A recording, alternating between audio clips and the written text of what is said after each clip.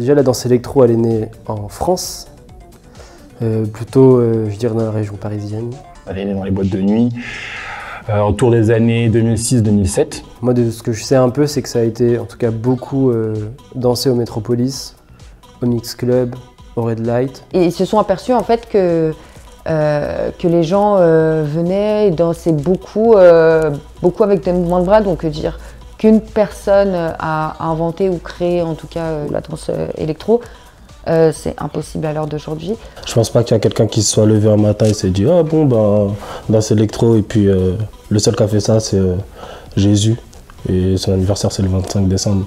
Au plus loin où j'ai pu chercher, c'est les informations, je les ai eues par Kali, un ancien danseur électro. Je sais que ça a été né à une boîte qui s'appelle l'Acropole. Enfin voilà, c'est là qu'il y a des premiers mouvements qui ont été vus. Voilà. Apparemment c'est un mix entre le voguing et d'autres danses. Je dirais même, après quelques discussions, que ça prend même sa source dans les rave parties d'avant et tout ça. Ça a commencé avec voilà, hein, des petits mouvements de bras très simples. Voilà, ça a commencé avec des choses très simples, un petit peu inspiré du voguing, du hip-hop, etc. Du coup, les gens dansaient avec leurs bras et puis de là, on commençait à mettre des points lumineux et faire des mouvements. Et à la base, c'était des mouvements très simples, très basiques. Il n'y avait pas de code, il y avait pas, on ne se disait pas « Ah tiens, on va faire un rotor ». Et la danse est venue comme ça, en fait, et s'est créée comme ça, petit à petit dans cette boîte. L'électro, c'est né aussi de plusieurs choses, hein. Du hardstyle, c'est né du hip-hop, c'est né du multi-way, etc. Tout s'est mélangé pour faire une danse. Et à l'époque, il y avait beaucoup plus de types de danse que ça dans cette culture. Et c'est né de tout ça, en fait, de tous ces danseurs, par exemple au Metropolis, au Mix Club. Je dirais même que là, en fait, ça a été créé par la musique, finalement, la danse électro. En fait, si on y réfléchit bien, c'est des personnes qui se sont mis à danser sur une musique, du coup, à l'origine de la danse. Je pense que, du coup, c'est la musique qui n'avait pas forcément sa danse entre guillemets officielle. Et c'est les danseurs qui sont du coup allés en soirée, qui ont commencé à entamer des mouvements et qui petit à petit en fait se sont mis à danser peut-être dans un premier temps, comme toujours un peu plutôt pour s'amuser et pour un peu se lâcher et tout en soirée. Et sans savoir que forcément derrière ça allait découler sur un mouvement qui dure depuis plus de 10 ans. À l'époque, quand ils ont commencé à faire ça, ils ne savaient pas que ça deviendrait des crews après. Mais en fait, c'est juste des potes qui ont commencé à danser entre eux. Du lundi au dimanche, on allait en boîte. Pour la plupart, le vendredi soir, c'était les soirées au mix, DJ Paulette. Après le samedi, on enchaînait au Red Light, à la Loco. Enfin, c'est vraiment, on n'arrêtait pas de manière vraiment très intensive. Tu avais le Metropolis où les gens avaient l'habitude d'aller là-bas. Donc du coup, déjà, ça crée une communauté de danseurs se retrouver là-bas pour danser, pour kiffer, etc. Et tu avais un autre point qui était le Mix Club, donc c'était exactement la même chose, mais c'était du coup, les gens dansaient vraiment deux styles différents. Après, ça s'est développé. Forcément, s'il y a un groupe, plus un autre groupe de potes, plus un autre groupe de potes, etc. Après, ça commence à faire des battles en boîte, etc. Et c'est dans ces années-là que les réseaux sociaux ont commencé à vraiment arriver aussi. C'est pour ça que ça a fait un si gros boom. C'est vraiment l'époque des mécènes, des Skyblog, aussi des premières plateformes de partage comme YouTube et tout ça. Donc les gens ont commencé à poster leurs vidéos, qui a fait tout de suite eu tout de suite un effet viral. Je pense que dès qu'il a commencé à avoir les après-midi, etc., c'est là que la danse a pris une autre ampleur. Dès qu'elle est sortie des clubs, elle a intéressé les plus jeunes, etc. Donc du coup, il y a eu, à l'époque, il y avait un truc qui s'appelait Dance Génération. C'était un caméraman qui faisait des vidéos, etc., qui organisait des après-midi. Donc c'est des après-midi à Châtelet ou dans d'autres lieux, sur Paris, dans un premier temps, où du coup il y avait du son, comme une rave party ou comme quelque chose comme ça. Il y avait du son et les gens dansaient, donc ça c'était les premières organisations, je pense. Les gens ont commencé à former leur crew, etc. Et c'est ce qui a commencé à créer la culture, ou en tout cas l'avant-culture électro, parce qu'à ce moment-là on parlait de Toutes les semaines, même tous les jours, même dans les centres commerciaux, même tout le temps, il y avait toujours des compétitions, des battles, enfin, des trucs. Et même on l'a vu tous les jours, les gens se retrouvaient n'importe où, dès que tu croisais quelqu'un, des potes à toi, des gens que tu croisais en boîte de nuit, en soirée ou quoi, et ben à chaque fois qu'on se croisait, on dansait. Donc c'était vraiment du H24, 7 jours sur 7, c'était un lifestyle, comme les mecs qui font du skate, on va dire. Et là-dessus, c'est rajouté le côté internet avec les déclinaisons, c'est-à-dire que un peu sous forme de licence, ou dans Génération Paris, c'est devenu dans Génération 17, dans Génération 33, dans Génération 86.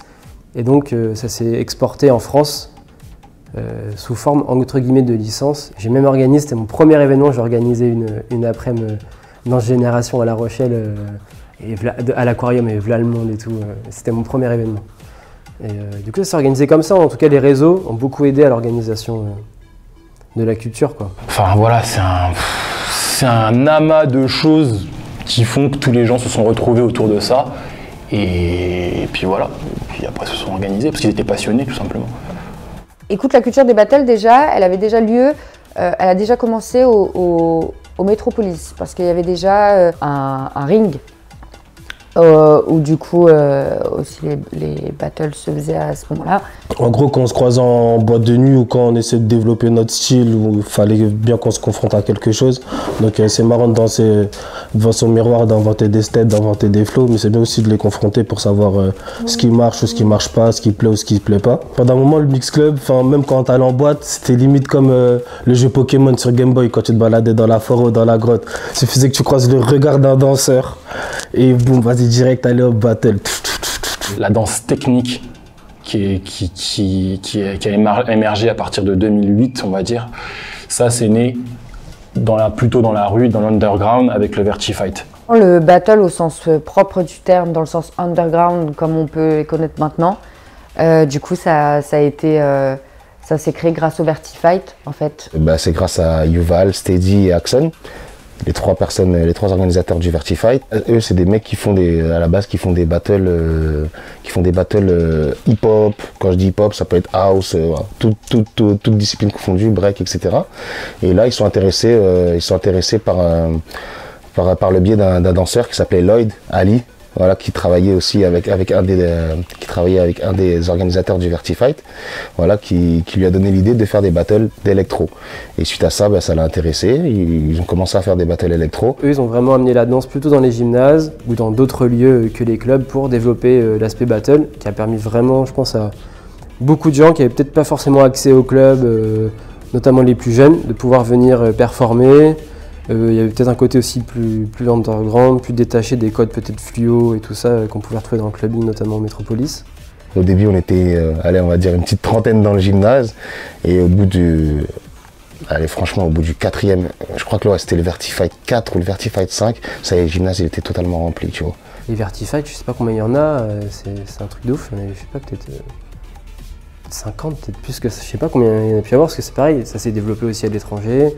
Il y avait des rendez-vous tous les mois en fait ensuite pour les battles électro, vraiment. C'était dans des gymnases.